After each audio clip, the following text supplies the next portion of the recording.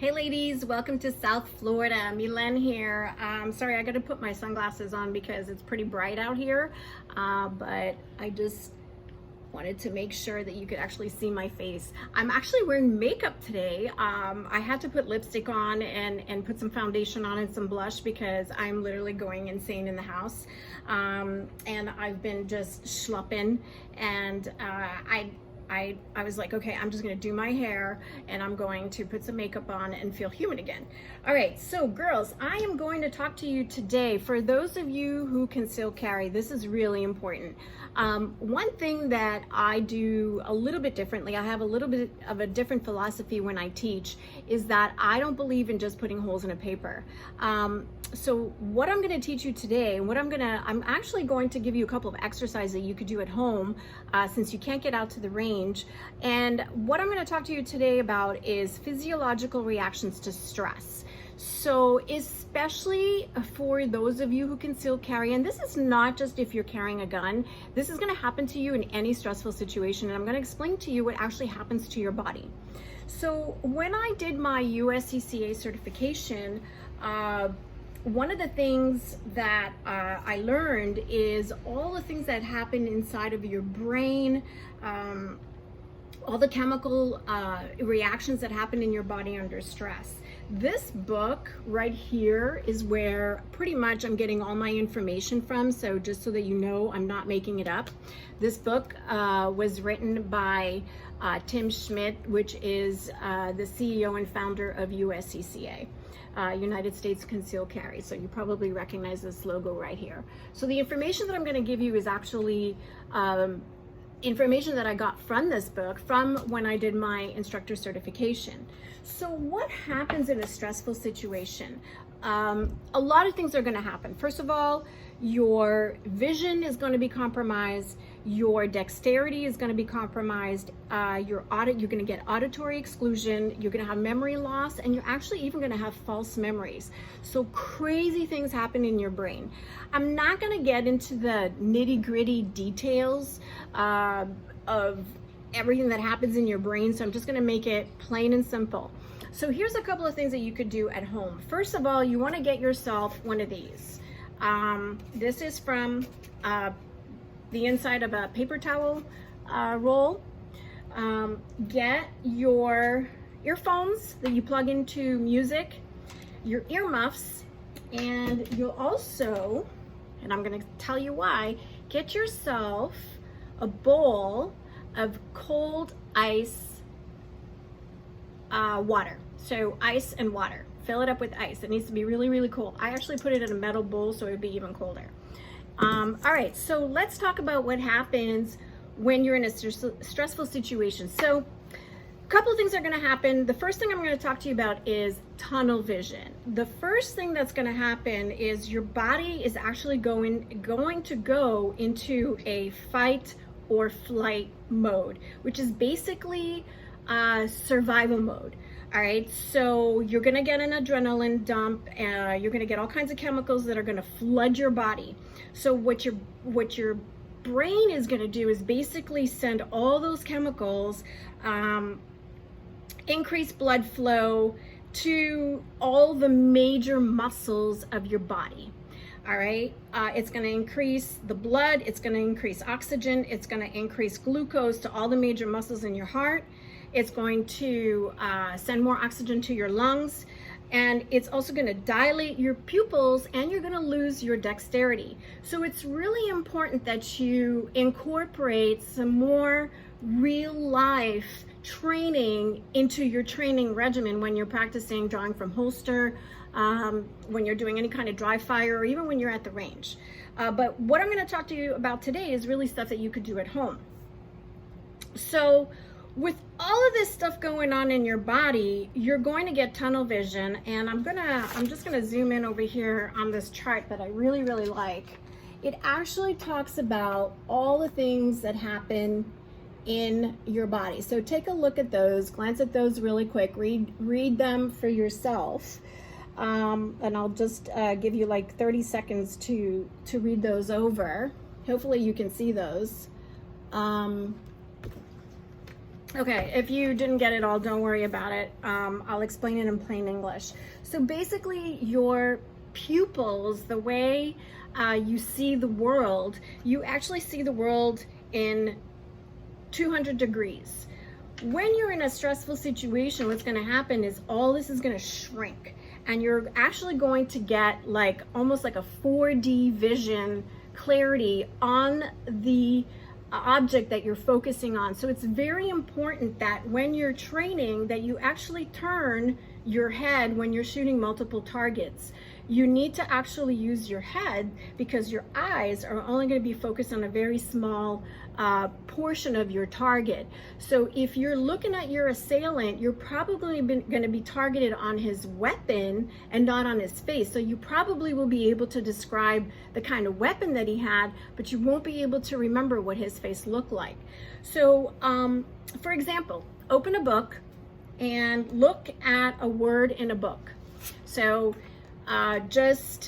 I'm using the actual book from USCCA, but if you look at a word and you focus on that word, you probably won't be able to read the third and fourth words next to that word. Everything's going to be a little bit fuzzy, but that's because your brain is so focused on that one target. So now back to your paper roll. What you can do to kind of get a visual of what I'm talking about, you're actually going to have about 3 degrees of visibility in a stressful situation. And what that looks like is you looking through your cardboard roll. And you're going to notice that when you focus through here, what you're looking at is actually almost like looking at a high resolution TV screen. It's actually going to be more detailed and clear than when you're just looking at it like this with your plain eye. So this is a good exercise to kind of understand what happens to your vision. And so the training tip for this is to actually practice bringing your gun up to that 3 degrees of visibility. Okay, so that's the tunnel vision. The next thing that's going to happen is you're going to get what they call auditory exclusion. So those of you who have kids probably have noticed that when they're sitting in front of the television and they're watching SpongeBob and you're talking to them, they don't hear you. So that's selective process. So basically, they are so focused that even though you're standing right next to them, they don't hear you. If you're having a conversation with somebody, and this happened actually on Valentine's Day, and I'll tell you a funny story. I was actually sitting having dinner with my husband, and he was talking to me. At the table next to us, there were another couple who actually started talking about gun laws in our state and conceal carry, and that actually caught my attention. And so I was literally listening to their conversation. It's really bad, I shouldn't be saying this, while my husband was talking to me, who's sitting right in front of me, but I didn't hear a word he was saying because I was actually listening to that conversation. This process actually allows us to have conversations in very loud rooms as well. So under stress, what's going to happen is you are going to have very selective auditory, basically your hearing is going to be very selective. So what your brain actually does is it bypasses the part that actually thinks and sends the messages directly to your other parts of your brain. So again, I'm trying to keep it very simple. So why is this important? Because you probably will not even hear your gun go off. In the book, they actually interviewed a whole bunch of cops and they did a study, and the cops were saying that they didn't even hear their guns go off. And the example that they use is really interesting. So how do you train for that? What they suggest is putting stereo speakers on. So put your stereo speakers on, so the ones basically that you use to listen to music, okay? Put those on first, and then put your earmuffs on, okay? So you would actually have blaring music into your ears, put it as loud as tolerable and safe, and then put your earmuffs on so you completely drown out the noise of your gun. And you can actually do this at the range. The goal is to actually learn the functions of your pistol without actually listening to it. So you're going more by feel rather than by hearing your gun go off. So you're feeling the recoil. You also want to try and clear malfunctions without hearing. So that's really important. Auditory exclusion. The third thing I'm going to talk to you about, and this is probably, I think in my opinion, the most important. You know, when we train at the range, we are training in a calm situation. You're probably shooting a target, you know, you're shooting a static target who's not shooting back at you. You know, they could be at 5 or 10 yards. We use yards over here. We don't use feet. And, you know, it's a very calm situation. So you're missing, again, that stress element. But here's what's going to happen. Because all the blood is going to be rushing to the major areas, your organs and the major muscles of your body, you're actually going to lose feel in the tips of your fingers. So your dexterity is going to be compromised. One thing that I actually thought was really interesting is because you're going to lose that blood flow also to the surface of the skin. And again, this is your body's, I find this fascinating. You're actually like not going to feel it if you get shot or if you get stabbed.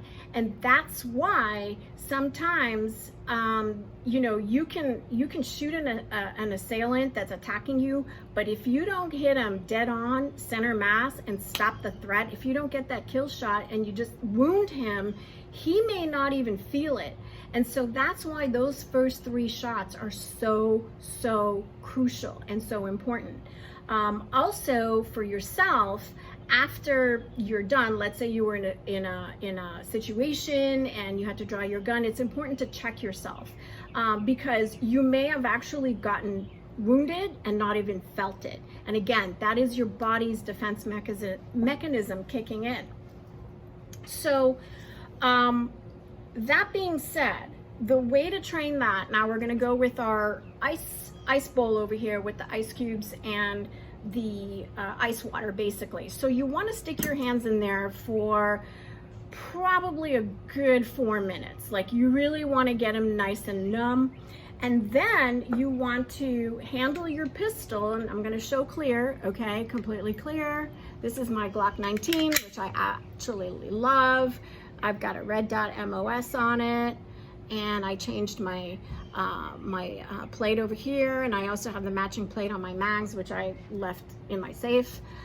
So with your fingers really numb, you want to try and maneuver your gun the way you normally do with those numb fingers, and that will simulate the loss of dexterity you will have in a stressful situation. So some instructors try to teach releasing the slide. So let's say you're out of ammo, you're doing an emergency reload, and you hit the slide release. So I'm not fond of that because you will be losing dexterity. It's going to be very hard for you to hit that button. So I'm more of a fan of just releasing the slide this way. The other thing is a lot of women want to pinch the slide this way. I highly recommend that you come over and use your grip, basically the palm of your hand, to rack the slide if need be, because remember, you're not going to be able to use your fingertips. So just kind of like come over and use that yin yang motion and just push to make sure that you can get back in the fight quick enough. Okay, I think that's pretty much it in plain English. I mean, I could go on and on and on about this, but those are the 3 things that I felt were really important, and also 3 things that you can kind of practice right now at home while we're all kind of like sitting around. Anyways, if you have any questions, I hope that you will take away something from this. And if you have any questions, just post it below on in the comments, and I'll make sure that I get to them. If I can't answer them, I'll look for the answers for you. I hope this helps. Stay safe, practice real, all right? You've got to put yourself in a stressful situation, because that's the situation you're really going to be in. All right, girls. See you later.